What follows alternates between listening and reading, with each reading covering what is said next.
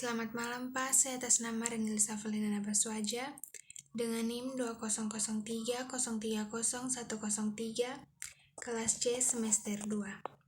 Saya akan mereview buku ke-9. Bab 1 Pendahuluan. Stimulus dan hasilnya. Tema yang menjadi inti dari buku ini adalah nalar sosiologi yang menjadi kontras dengan alasan lain, alasan negara, raison d'être. Yang terakhir inilah yang menjadi alasan yang seringkali diaktifkan untuk menjustifikasi negara dan tindakan, terutama kasus di mana tindakan tersebut berangkat dari keadilan, kejujuran, dan transaksi terbuka. Negara diimbau untuk mengesahkan negaranya dari tindakan untuk kepentingan komunitas. Ini menempatkan negara sebagai pembela dari kebaikan bersama. Sosiologi ilmu masyarakat yang dulu memahami dirinya sendiri dengan cara tertentu yang mengaitkan dengan alasan negara ini. Contohnya, di sini adalah ilmu sosial yang kelompok yang disetujui dengan pernyataan seperti misalnya, cabang ilmu pengetahuan ini dapat digunakan untuk meningkatkan kehidupan masyarakat secara umum. Ilmuwan yang bermaksud baik yang melihat profesinya dari dalam negara. Sosiologi tidak dipraktikkan secara terpisah, namun sosiologi yang menjadi alasan negara adalah cara untuk mengatur hubungan disiplin ilmu keluar kebanyakan hubungannya dengan praktik lain diatur melalui negara yang bagian publik. Bab 2 Pembahasan. Bangkit, jatuh, dan kembali dari sebuah konsep masyarakat dengan melakukan yang memang begitu sulit untuk dijelaskan. Masyarakat tidak begitu sewenang-wenang, yang saya harapkan tidak dapat menuntut. Menurut sosiologi budaya Friedrich Terburg, budaya memiliki konsep-konsep kunci yang tanpanya mereka tidak dapat diketahui. Untuk fondasi lingkungan, budaya yang sendiri diidentifikasi tentang gagasan masyarakat. Masyarakat adalah gagasan yang mendominasi kehidupan manusia. Dan menutupi identitas lain seperti kelompok etnis, bangsa, perkawinan, dan keluarga.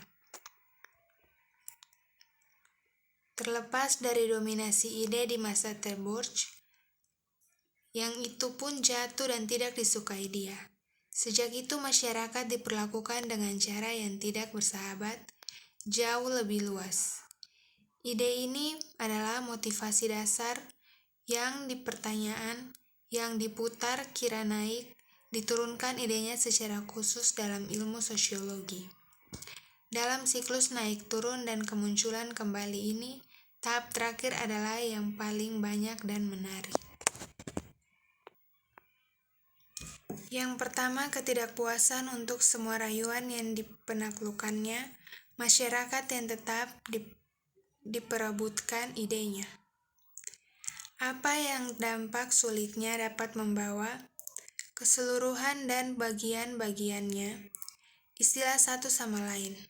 Bagi Georg Simmel, masalah praktis nyata dan dalam masyarakat terletak dalam hubungan kekuasaan dan kehidupan individu itu sendiri. Dualitas tidak dapat dihilangkan. Antagonisme antar keseluruhan dan sebagian yang pertama menuntut fungsi parsial atau sistem elemennya. Yang terakhir ingin menjadi keseluruhan dalam dirinya sendiri. Tidak dapat diselesaikan bahkan dalam prinsip. Durkheim menemukan dualitas yang sama dan terakhir di kebutuhan yang sama. Keterangan yang belum terselesaikan antara keharusan perpecahan sosial disiplin dan tuntunan otonomi pribadi. Keseluruhan yang dominan menimbulkan ketidakpuasan pada elemen-elemen yang diinginkan untuk menjadi utuh sendiri. Salah satunya adalah Ten Borch. Sangat tidak senang tentang era sosiologi dan konsep intinya. Melankolisme mengalir dari apa yang dilakukan sosiologi dalam pandangannya terhadap manusia, yaitu menyapu mereka off dari tempat kejadian. Yang kedua, bangkit, jatuh, dan kembali. Sebuah konsep ketika masyarakat disingkirkan dari sosiologi, penekanannya bergeser beberapa di mana lagi. Menunjukkan di mana ini, dia mendefinisikan sosiologi sebagai ilmu tentang hidup bersama. Hal ini hampir sama dengan mengatakan bahwa sosiologi hanyalah studi masyarakat yang namanya berasal dari bahasa Latin socius yang berarti asosiasi makanan, kolega, kawan, teman. Bagaimanapun rekan, kolega, kawan, dan sahabat adalah orang-orang yang hidup bersama dengan yang lainnya dari kita. Dan dengan demikian membentuk masyarakat. Langkah membuka lator baik-baik saja, itu memiliki kelanjutan yang membuat saya kesulitan. Faktanya adalah bahwa Lator dengan tegas menolak gagasan bahwa sosiologi seharusnya belajar masyarakat. Yang ketiga, kembalinya kekal. Kami melihat di atas bahwa upaya Lator untuk mengusir masyarakat dan sosiologi ternyata tidak seperti yang diharapkan. Tetapi konsepnya kembali. Asumsi saya, hal yang sama terjadi tentang pada orang lain yang berusaha untuk menggulingkan masyarakat yang namun niatnya tidak praktis dan mempraktikkan sosiologi. Ini akan ditunjukkan di bawah. Ketika masyarakat menegaskan kembali dirinya sendiri, ia tidak melakukannya demi description sendiri. Masyarakat adalah masalah yang sepenuhnya wajib untuk diungkapkan oleh apa yang saya pikir adalah ide yang masuk akal dalam teori jaringan, aktor wawasan bahwa masyarakat adalah kumpulan orang prematur, itu harus diletakkan di depan kita dan tidak ketinggalan. Hal-hal yang kita dahulukan adalah tujuan. Tujuan dihargai dan ditentukan secara preseptif.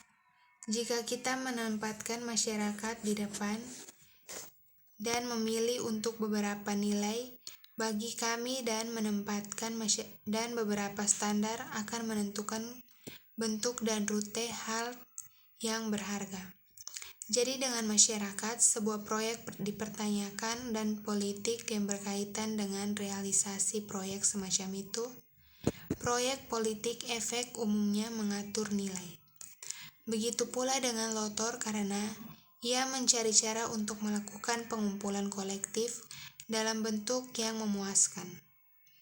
Penyebab yang dipegang layaknya untuk dihuni adalah membuat nilai lebih banyak dan sejalan dan untuk ingin mengubah masyarakat dari sayap ke pangan tengah. Yang keempat, masyarakat atau disperensi dan integrasi. Dari hal di atas menunjukkan bahwa meskipun ada upaya energik untuk menghilangkan masalah sosial, dari sosiologi idenya terus bermunculan. Seperti konsep itu rumit dan sulit dikelola. Jadi, ada alasan bagus untuk berhati-hati. Biasanya, kata tersebut digunakan untuk kolektif besar dengan dua pengertian. Jadi, satu arti masyarakat berarti koneksi dan hubungan antar manusia secara umum ini berkontansi dengan asosiasi sosiologi dan interaksi. Sebagai kata adalah kata benda tunggal, yang hal itu juga memiliki aspek keutuhan yang terpisahkan untuk inspeksi terpisah dan menunjukkan unit dengan batas-batas yang memicu dan menyadari unit sekitar lainnya. Di bekas rasa masyarakat terpencar dan tanpa dan bentuk berbeda lagi.